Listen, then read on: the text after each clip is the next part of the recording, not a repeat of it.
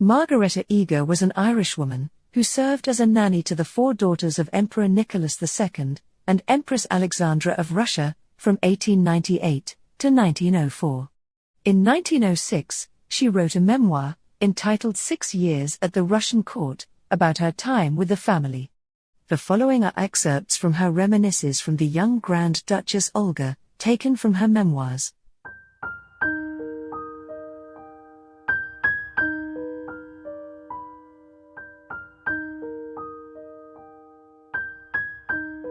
It was late in 1898 that I was chosen to take charge of the little Grand Duchesses of Russia, and early the following year I set off for the land of the Tsar. The little Grand Duchess Olga was at this time over 3 years of age.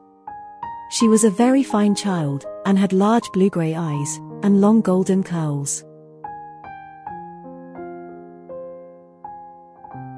One day during Eastertide, we were out driving on the Nevsky Prospect, and the little Grand Duchess Olga was not good. I was speaking to her, trying to induce her to sit down quietly, when suddenly she did so, folding her hands in front of her. In a few seconds she said to me, "Did you see that policeman?" I told her that was nothing extraordinary, and that the police would not touch her. She replied, "But this one was writing something. I was afraid he might have been writing 'I saw Olga, and she was very naughty.'"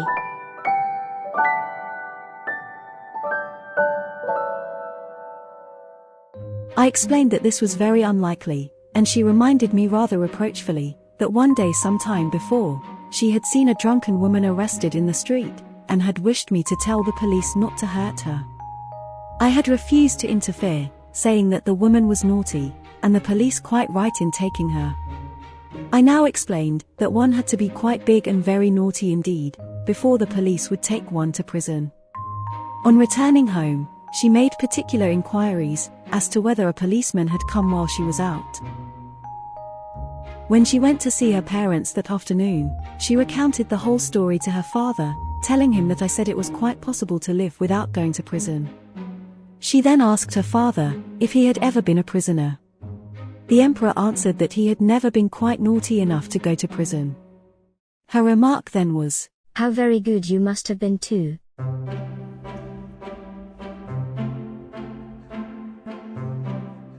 In the autumn of 1904, we spent about 6 or 7 very happy weeks at Wolfsgarten, and had many simple pleasures, such as gypsy teas.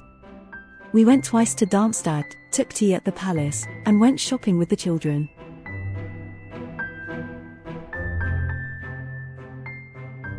Darmstadt is a well-built town, with clean open streets, and nice shops.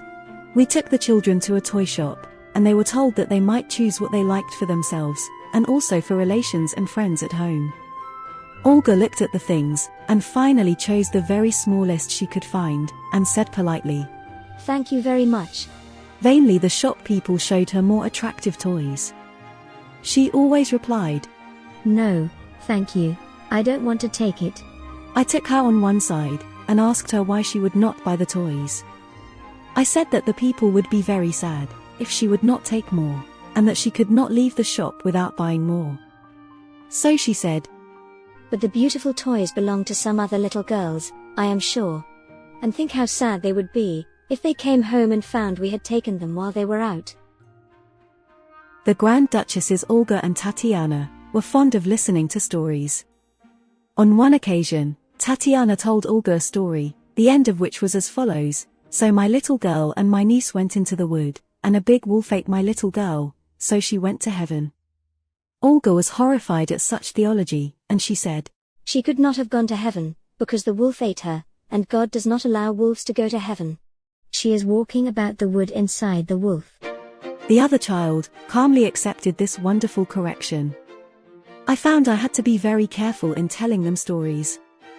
On one occasion, I told Olga the story of Joseph and his brethren. She was deeply interested, and exclaimed, "What a shame!"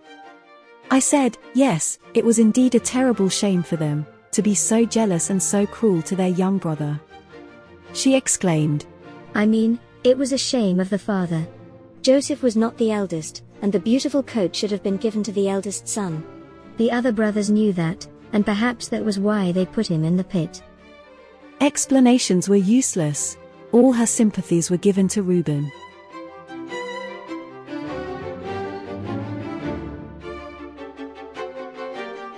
She was also angry with King David because he killed Goliath, and said, David was much younger and smaller, and poor Goliath never expected him to throw stones at him. Once, there was a cinematograph exhibition, for the children and some friends. One picture showed two little girls playing in a garden, each with a table before her, covered with toys. Suddenly, the bigger girl snatched a toy from the little one who however held onto it, and refused to give it up. Foiled in her attempts, the elder seized a spoon and pounded the little one with it, who quickly relinquished the toy and began to cry. Tatiana wept to see the poor little one so ill-treated, but Olga was very quiet.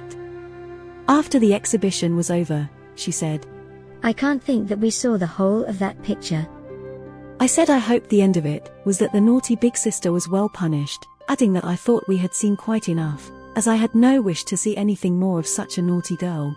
Olga then said, I'm sure that the lamb belonged at first to the big sister, and she was kind and lent it to her sister.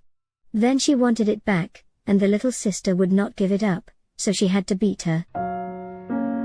Another time, while we were in Moscow, the Empress thought she would like to have the children's portraits painted, so an artist was engaged to paint them. Grand Duchess Olga at this time was 4 years. The artist began by taking innumerable photographs of the children, then he made a collection of all existing likenesses, and then found he could not paint from photographs. He explained to me that it would not be artistic to do so. I begged him to remember what babies they were, and to work from photographs. But, no. Even to paint their frocks, he insisted upon them sitting to him for 3 or 4 hours each day.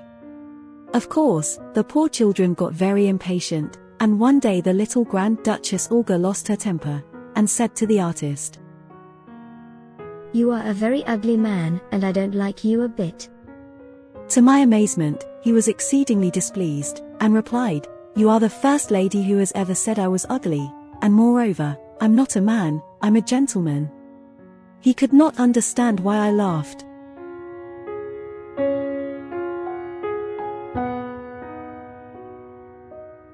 Finally, I wish to draw attention to the fact that so much that is written regarding Russia and the imperial family is absolutely untrue. So little is really known about the court life that I am emboldened to offer my slight sketches of life in the palaces. It would be very easy for me to pile on the agony, to represent the emperor as a much-ridden man, but I am a truthful person, and have not started forth to write fiction, but plain unvarnished truth.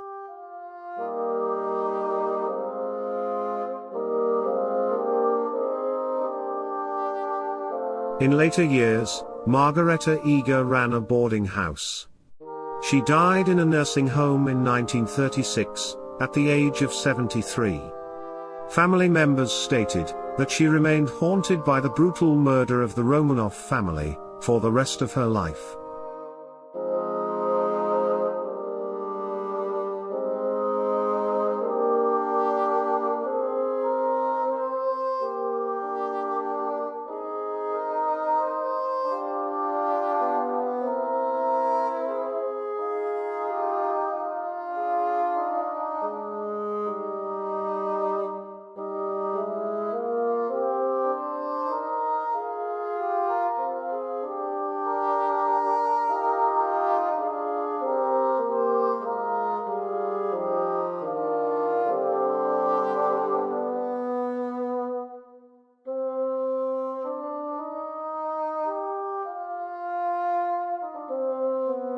Most of the narrated accounts are included in the book The Romanov Royal Martyrs, What Silence Could Not Conceal, which offers previously unpublished texts in English, from various primary and archival sources, featuring more than 200 black and white photographs, and a 56-page full-color photo insert.